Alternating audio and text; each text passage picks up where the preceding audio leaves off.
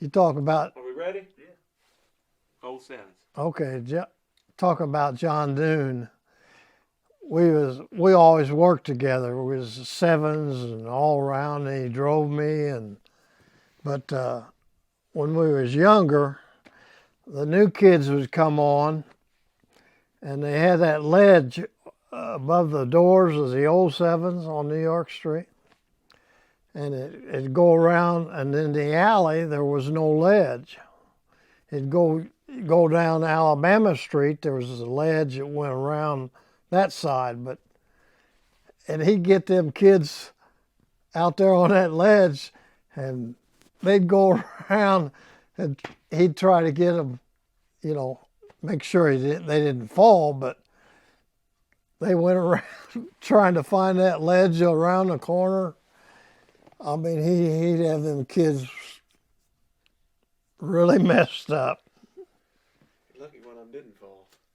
Yeah, it's true. That was a beautiful building. They should have never gave that building up. The first thing I want to ask you is basically this is just you telling us just how it was, basically. But I always ask them, tell me your first day on the job, what you can remember, and where you was at. Oh, criminy sakes. You're going back awful far. And the date and when it was. Of course, I was scared to death. But then, the guys, the older guys always took you in under their arms and told you what they wanted and what you expected to do. And someone would say, you stick with me if we have anything today, and you'll do all right. And that's kind of what you went with. And after you was on for a while, you knew who the good fireman was and who weren't. And you tried to get with them all the time. So you wanted to be first ones in and all that. But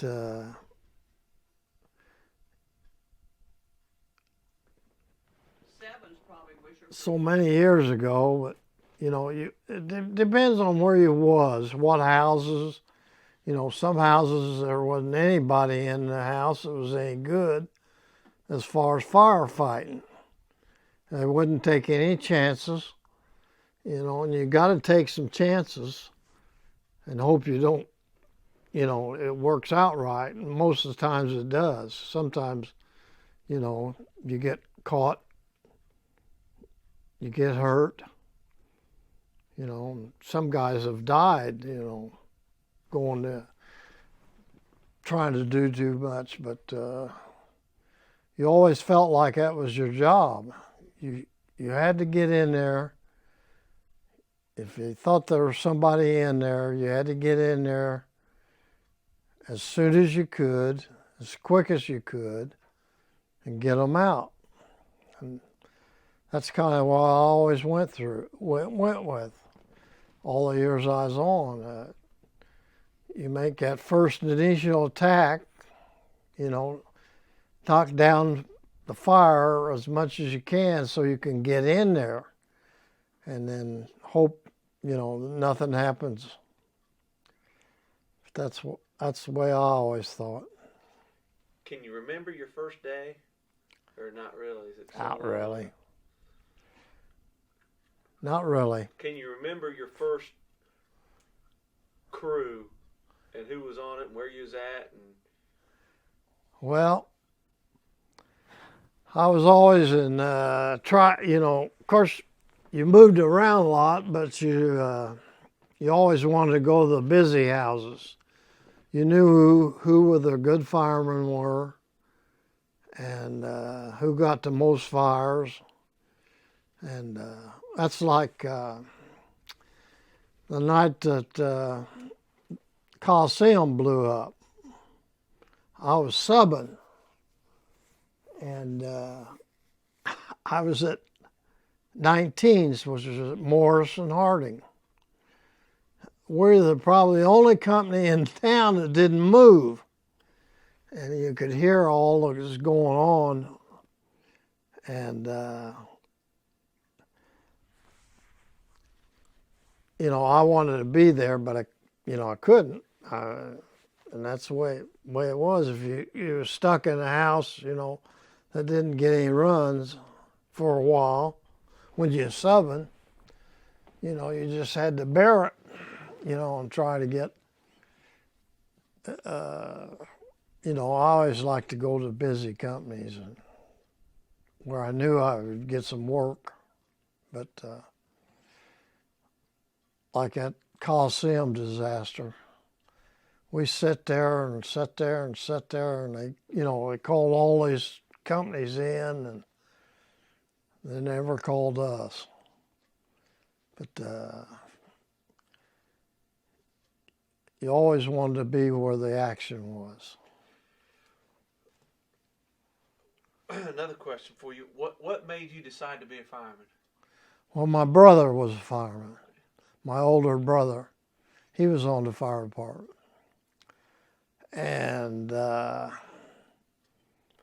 he was single and still lived at home with us.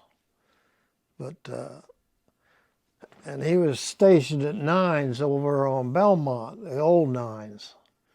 And Jim Tobin was his captain. And he was a nice guy, and I'd always go over there and play pool and stuff. And you know, got to be around a lot of firemen. But and then I worked at Allison's, and then they laid a lot of guys off. I said, well, I think I'll try to get on the fire department. So that's what I did. It was the best move I ever made, getting on the fire department. Now, I don't remember here, your brother, did he do 20 and out, or? No, he was on for quite a while. He was older.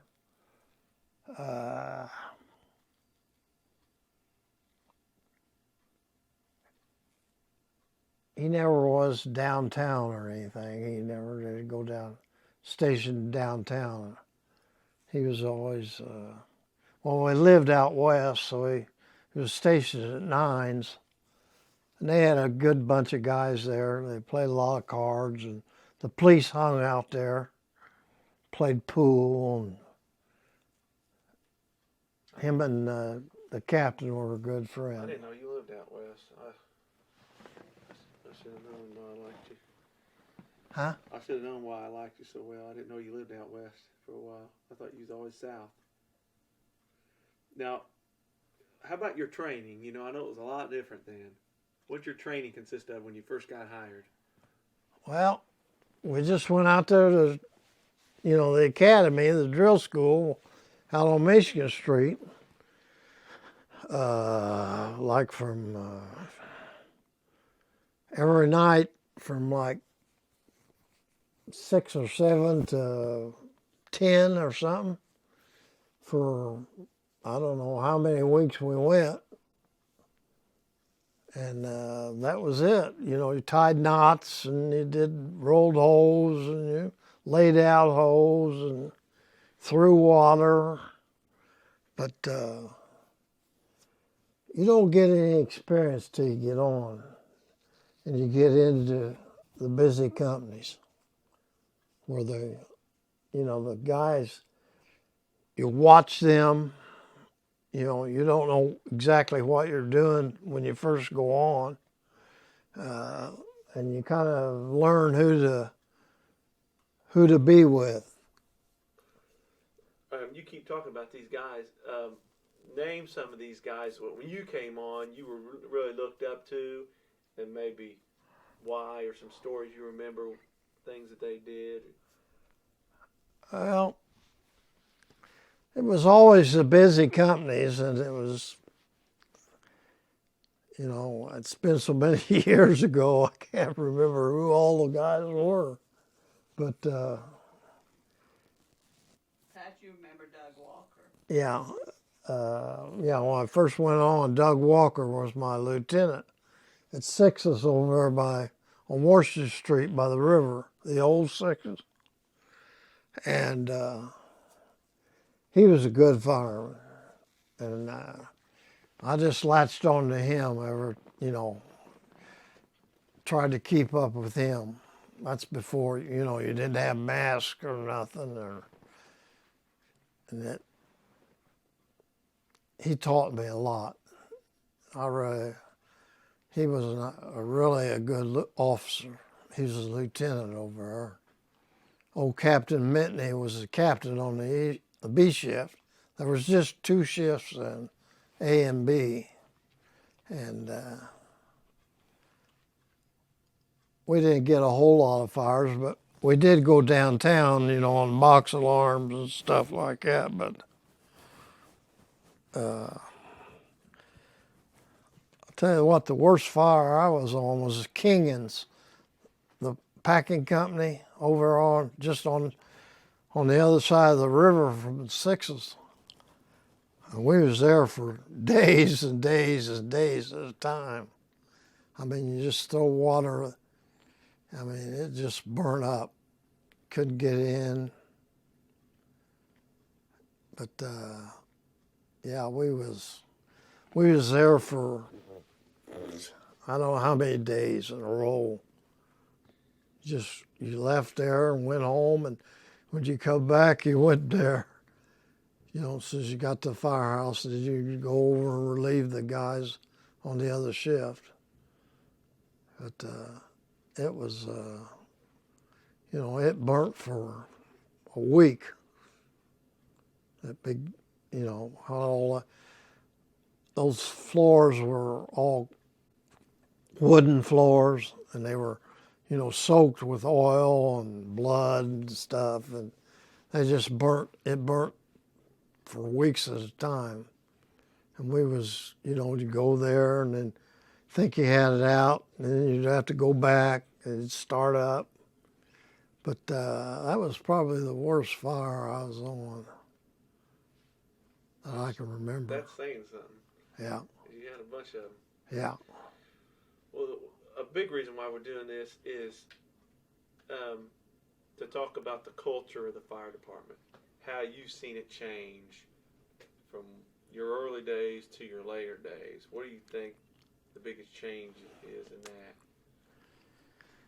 Well, it was the guys. The guys changed.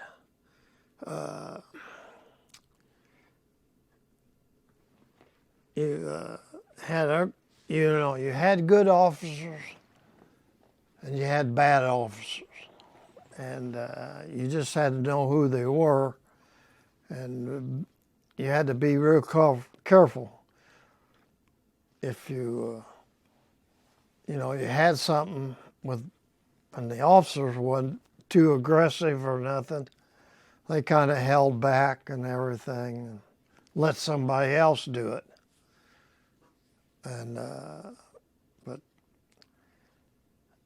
you tried to get in with the good officers that wanted to be the first ones in, and get in there, and if there was people in there, get them out. But you had so many different guys that weren't real aggressive, and you had some other guys that was too aggressive. They took a lot of chances, and some of them got hurt a lot too. But it was, you just had to,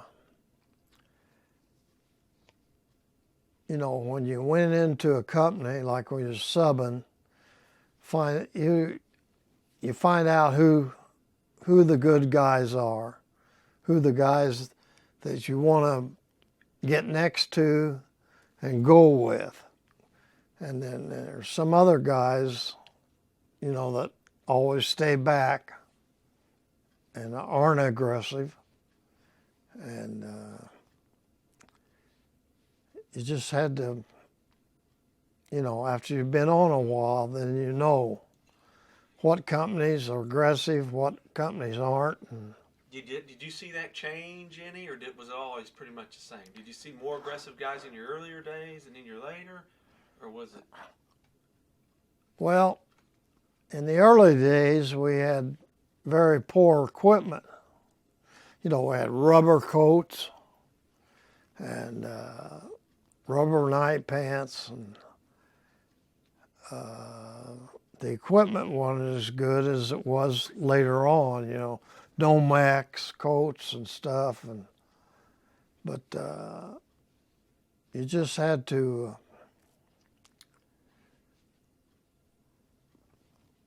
You hope when you're subbing, you hope to go to the busy companies to get the experience and to learn something from the older guys, the good firemen. And that most of the good firemen are at the busy houses. Would you say that's the biggest difference then? Is just more likelihood of getting that experience because there's just less fires? I mean. Yeah, it would. Some companies didn't have hardly any runs at all, and didn't do much, and that's where they wanted to be. Well, let's talk about, when I came on, you always heard about the I forget what they called them, the dirty days or whatever, when they talked about the interstate going through. I mean, you were on in that period. Was that a peak period like they said it was? I mean, was that, you probably got more fires in that maybe decade than any other decade? Because you always hear about, boy, back when the interstate went through, that's when we had the fires. Yeah, they tore down houses, burned them down and stuff. Yeah, that was a period of time that we had a lot of fires. But most of them were vacant. People, they bought their property and the interstate come in and everything, and you didn't have to worry about life, expectancy, but you had a lot of fires, but it was just like trash fires. You didn't have to worry about people being in there, or you have to get in there real quick to get them out, because most of them, all the houses were vacant. How about let's talk about tactics, like tactics on a fire. Did they change, like the way you used to do it when you were a young lieutenant to where when you were a battalion chief or shift commander when you retired? Did you see the tactics change much? Not really. Like, I know they changed like the supply lines and all that kind of stuff. Yeah, they did that. They had backup. Then they had one company just stood there. I forget what they called them. Team. Huh? The RIT team. Yeah. And they just stood there the whole time in case something happened. Now, what they were going to do, I don't know. But, things changed over the years, But what changed? You tell me, what, in your eyes, what did you see change the most? I think the individuals changed. They weren't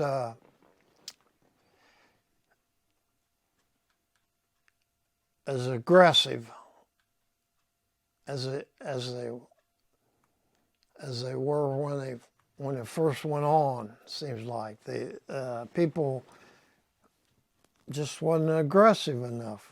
I thought, you have to get in there. You have to get in there. If there are people in there, you got to get in there.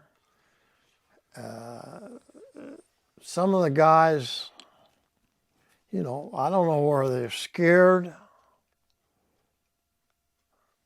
or what, but you had a few companies that you knew you could depend on that was aggressive, and you hope you had them in your district when you was district chief, and you had companies that weren't aggressive, but you had to, you know, to get, you had to get them in there. You know, you had to kick them in the butt. So I says, let's get in there. Well, there's two things I want to ask you. One, I've always heard back in the old days, we didn't have all these guys. You had to still talk about that change. I mean, was there a big change in manpower on fires? Yeah, yeah, yeah. Well, I went to 3 shifts. Seems like, you know, we had more men, but it was just who was the busy companies. People wanted to be in the busy companies because they are aggressive and they wanted to get in there as quick as they could and everything. I've just heard like chiefs used to. They wouldn't call for an extra company. I mean, they refused. They would work you to death. You know, they'd work you hard. And now you got guys standing here, standing there, standing. Yeah. But, and then another thing, and this really doesn't have a lot to do with this, but there's one thing you used to do, and I haven't seen it done since. And I was giving some guy grief about it the other day. And that's back when you would have something really rocking and rolling. You'd hear Chief on the radio, and it's not for give me a ladder. It was send me ladder 7. And I haven't heard anybody do that since or before, but you would call them, and I think, to open the roof. Yeah. Well. Didn't matter where he was at for the most part, he'd say, send me ladder 7. Well, I knew all them guys, and I knew the officers, the chauffeurs, and every the guys on the back step, and I knew how aggressive it was. And yeah, I'd call for certain people. That's unheard of today. If you did that, you'd have people throwing fits. You can't do that, you know. But back then, you didn't question that chief. Yeah. But I thought I needed them. And I was sure of them people that was coming, and I wouldn't be, you know, too sure of who they were going to send if I didn't say that. It was interesting. You talked about one fire that you had. Is there other fires that stick out? You think, man, that was a memorable fire? I mean, over my career, there's always a handful of fires that stick out, whether it was a close call or somebody got hurt or. Because some of those fires that stick out in your memory? Well, the one that sticks out for me was the one I got hurt on. That was in 76. 4, honey. 74? Oh. At that oil company over off of Moore Street, and I fell in that pit. It was heated oil. And I was driving Bauer's car too. I was a lieutenant, and we hit second on it. And we just pulled in there, and I was walking up to the building, and I walked right in this pit, and it was heated oil, and I got up to about right here. And I happened to get a hold of something, and I held myself up. I didn't go under, and but that was the worst thing that happened to me. I was for a long time rehabbing. I got feet burnt up, my toes like that, and but I was laid up for a long time. That was probably the worst thing I was ever on. You know, I've got hurt, you know, a lot of a lot of times something fall on you or you'd fall or something, but nothing like that. Never questioned your decision to be a fireman, No, even getting that hurt. no. I loved the job. You know, I didn't know anything hardly about it before I went on, but as I got older and got promoted and went up, and it was, you know, it was the best move I made in my life. You're very successful in the fire department. I mean, you were likable. You made shift commander, which is, you know, top spot staying on the street. What do you attribute that to? What do you think got you? I mean, what do you think is the most important part when you're a fireman? What attributes should you have? Well, just do the best you can. You got to be aggressive, and you got to treat people right. You treat the guys right. I just think that I treat everybody like I would want to be treated, and that's kind of what I live by. I have a question, kind of add to that. A lot of the people who subbed under when you were shift commander and you made the assignments for where the subs would go. A lot of the things that people still talk about is how you were fair with that system. You'd let the senior subs you let them get into 27s and the busy companies, but you'd still rotate the new guys in there. How did you go deciding all that system, and can you just talk about that? Well, I just thought that, I had so many subs that I had to place every day, and I kind of kept rotating them in and out of the busy houses and as much as I could. And that was what I tried to do. I know, guys would call me and say, man, I'd like to go to so-and-so. I says, okay. So I'd send them there, and they'd like to stay there, but they can't. You got to move on. But I tried to be fair with all of them. Try to get them all busy companies. And, some guys you get bad reports on. But I try to get them in busy companies so they could try to do better. And I send them with officers I knew were good officers, and to help them, if they were having trouble with some aspect of the job, that they could get, some help. That's the way I did it. I tried to be fair to all of them.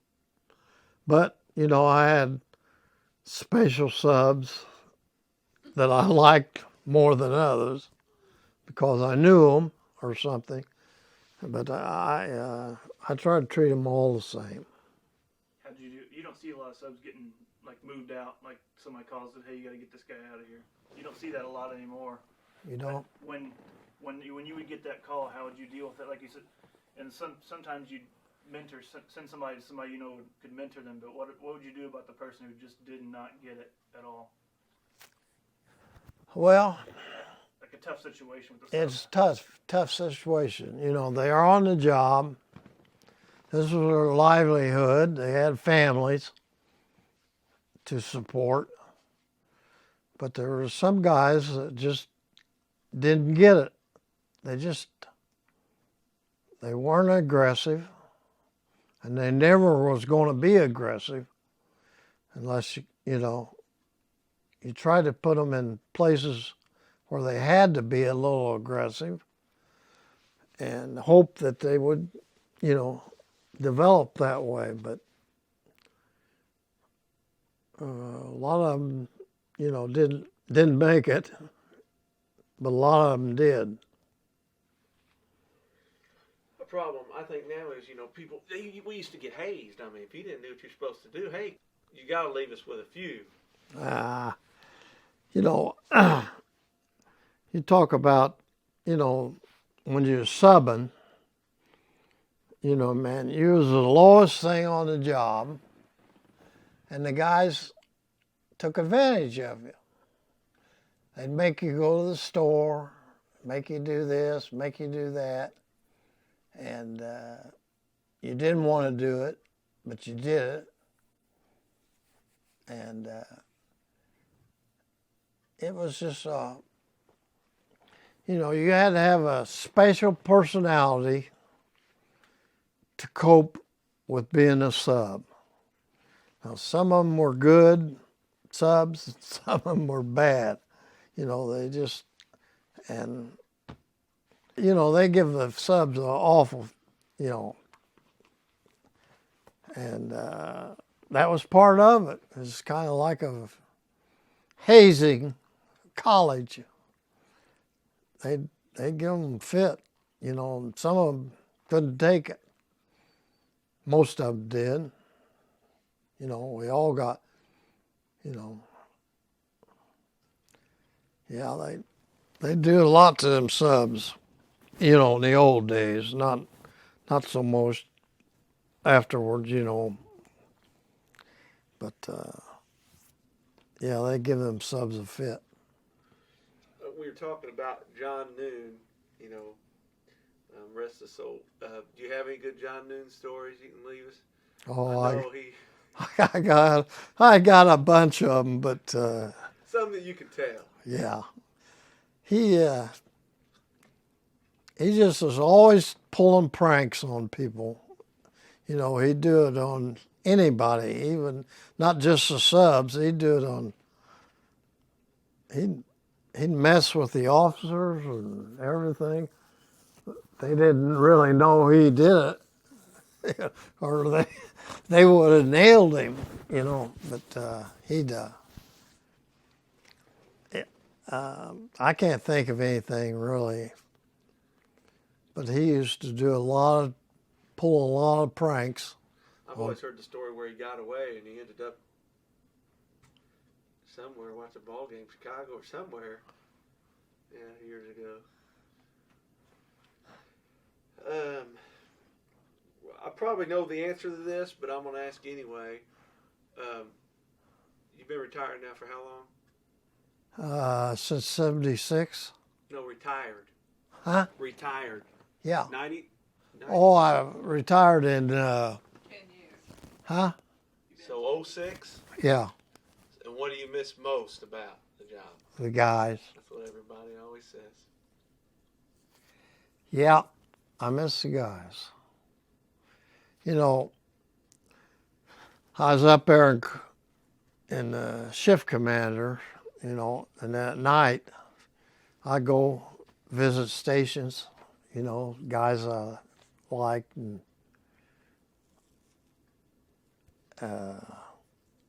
sit around, coffee, or they'd have cake or something. They'd call and said, "Come on down." It was a great job, and there's a lot of good guys. A lot of, met a lot of people that really got close to a lot of people. And I'd never trade that for anything.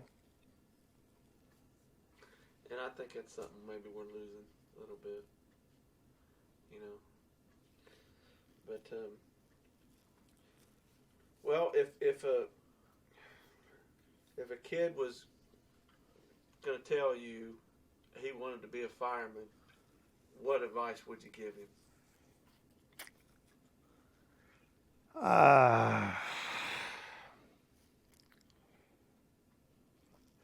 First of all, I'm telling him to be aggressive, working.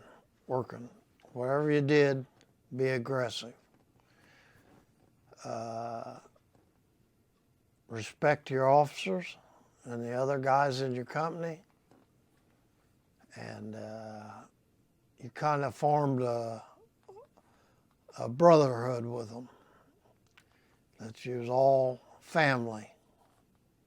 That's the way I felt.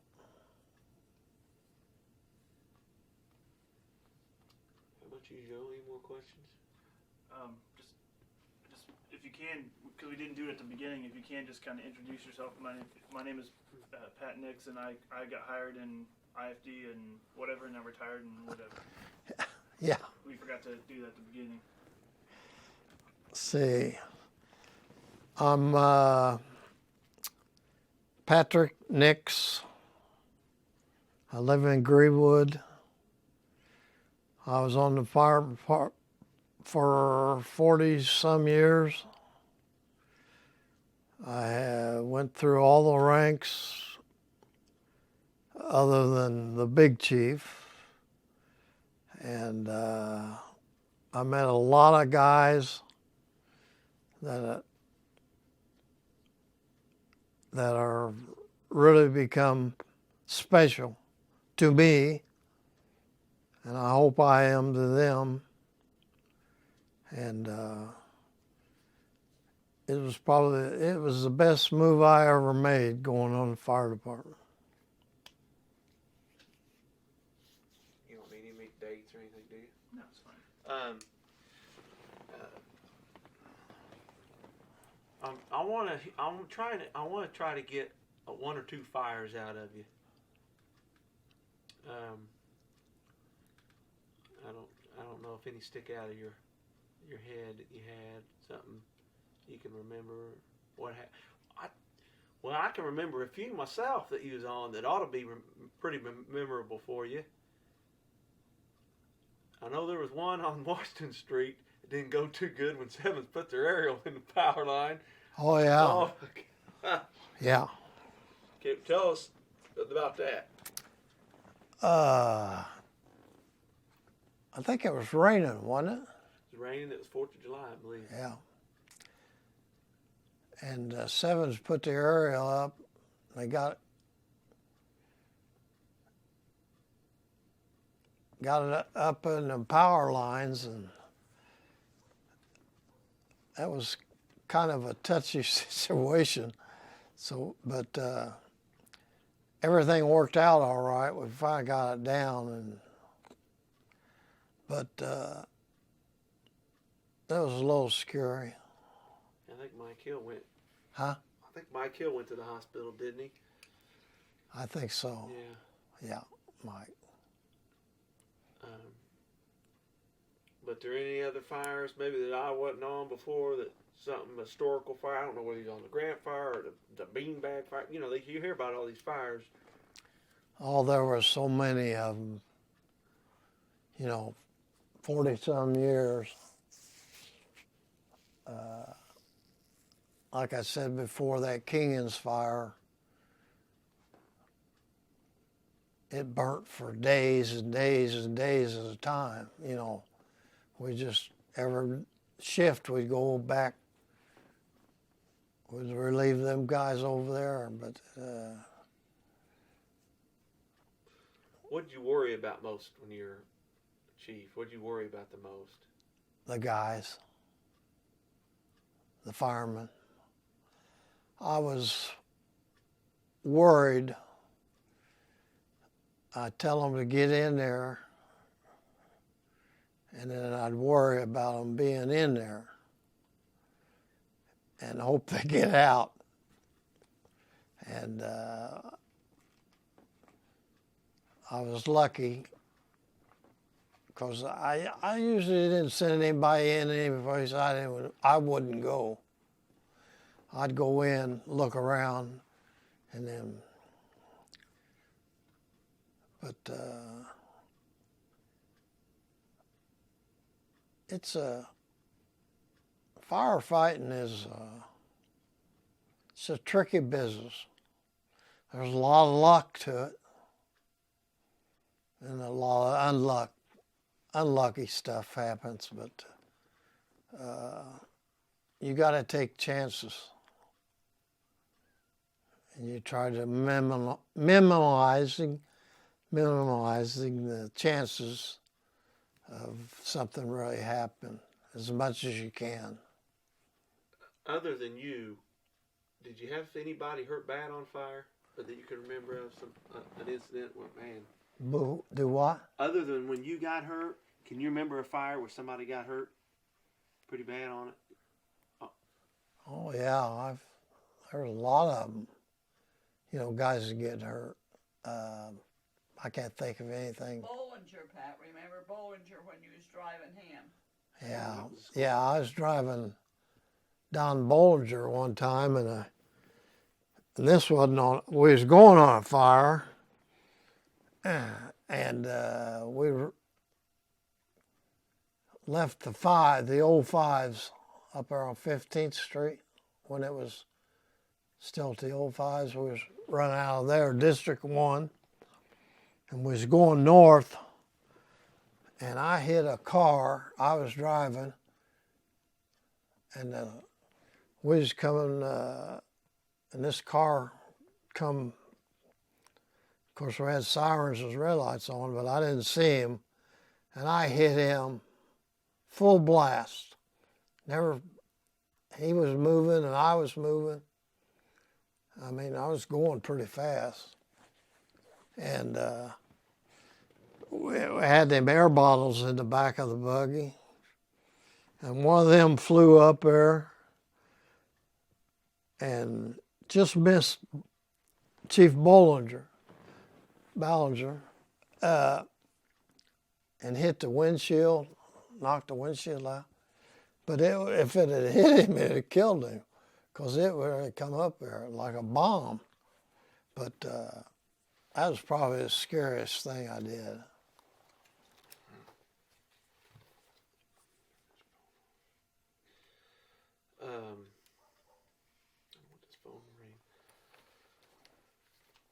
What else? I was going to ask you something else. I can't remember what it was.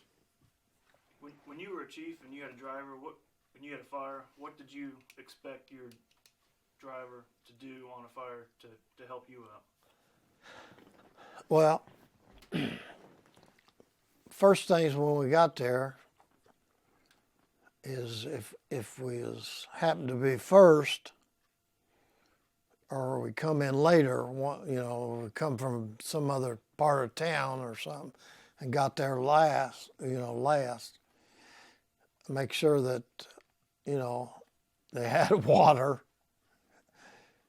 and, but I'd have him, check the guys, make sure that everybody's all right, and then stay with the first company in, kind of go with them and help them out. That's what he'd do. A big change I've seen is, like you said, the aides are in the fire initially, and they're not now. They're not? Not initially. And another thing is the chief would always come in the fire. Yeah. There's a lot of times where the chief doesn't even step foot in the fire. Is that right? Yeah. And sometimes I'll see him running fire from the buggy, from inside the buggy. No, I never did that. I always went in, checked them, see where they're at, and how it was going. You remember the fire on Raymond when the wrestling mats and the whole ceiling come down in that school? Yeah. On my 29s? That was a scary one. Yeah. Lucky nobody got hurt on that one. I could always tell when Chief would get nervous, his voice would change. The pitch of his voice would change. And he'd yell out, "Now you guys be careful in there." You could hear when he got worried. And when he got worried, that's when I got worried. Yeah. But, yeah, we was lucky that night nobody was underneath that ceiling. Yeah. But, anyway. Well, a lot of firefighting is luck. A lot of it. You just happen to, then you have bad luck, you get hurt.